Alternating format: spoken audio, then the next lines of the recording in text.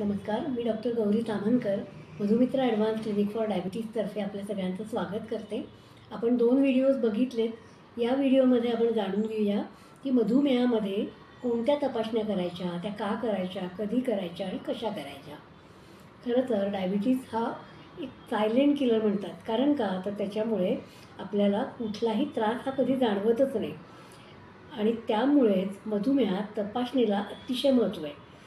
तुम्हाला कुठलाही त्रास जाणवू देत न जाणवू देत, तुमचं वजन जास्त असू देत नसू देत, घरात कुणाला डायबिटीज असू देत नसू देत, प्रत्येकाने वयाच्या 40शी नंतर रक्तातल्या साखरेचं प्रमाण हे तपासलंच पाहिजे. आधी पूर्वी आम्ही हे 60 नंतर सांगायचो, मग 50शी नंतर, आता 40शी नंतर, कारण डायबिटीज हा हळूहळू तरुण होतो आहे. मग या तपासण्या कुठल्या आहेत? तर आपल्याला मेन 3 प्रकारच्या आपण तपासण्या बघतो. एक म्हणजे उपाशीपोटी, दुसरी जेवणानंतर 2 तासांनी आणि तिसरी HbA1c.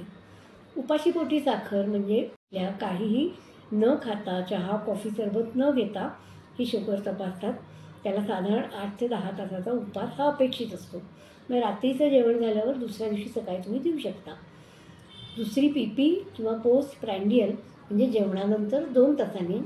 याचाच अर्थ नाश्त्याला जेवण करून 2 तासांनी नाही, तर नाश्त्याच्या वेळी नाश्ता, दुपारच्या जेवणाच्या वेळी जेवण करून 2 तासांनी. तिसरी शुगर ती म्हणजे HbA1c. याच्यामुळे आपल्याला 3 महिन्यातल्या साखरेचं ॲव्हरेज कळतं.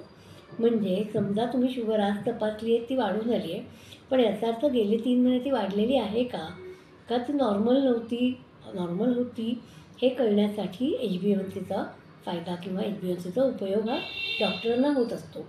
आणि HbA1c जेवढं आटोक्यात तेवढी होणारी कॉम्प्लिकेशन्स कमी. त्यामुळे डायबिटीजचा त्रास होऊ देत किंवा न होऊ देत, आपली साखर ही नॉर्मल आहे की नाही हे प्रत्येकाने तपासून बघणं गरजेचं आहे. धन्यवाद.